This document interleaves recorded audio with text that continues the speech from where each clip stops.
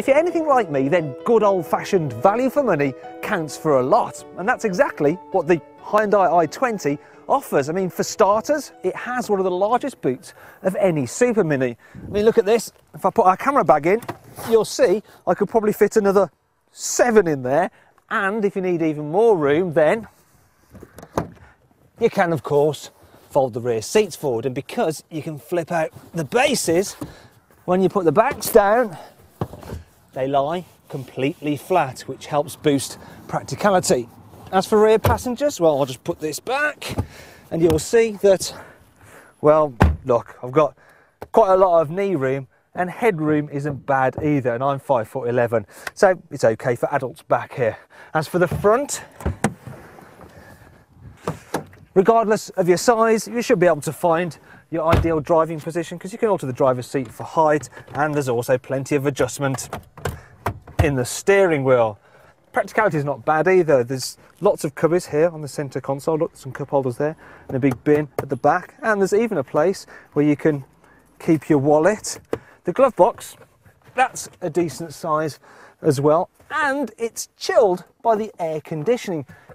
Speaking of which, the i20 is very well equipped. This is the mid-spec car and it's positively loaded with gadgets. I mean, we've got things like Bluetooth mobile phone connectivity, an MP3 player, and there's even an iPod interface, which is handy because this thing needed a charge.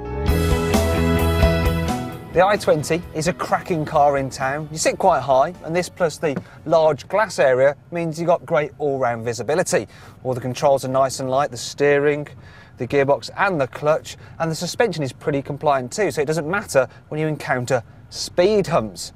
As for engines, well, the 1.2 litre petrol in this car is all you really need because it's very nippy and it's economical.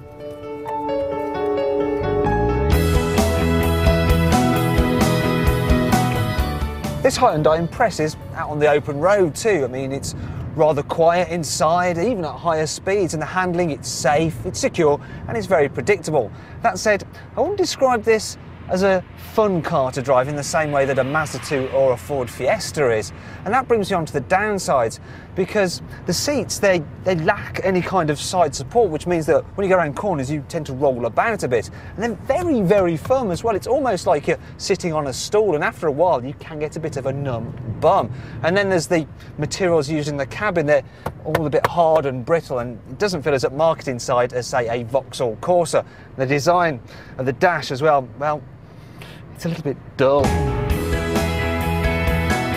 You can say the same thing about the exterior design, because the i20, well, you know, it looks a little bit anonymous, but does that really matter? I mean, this is a car that undercuts the competition significantly on price. Considering what you actually get for your money, it's really good value, and it comes with a 5-year warranty. And let's face it, we all like a bargain, don't we?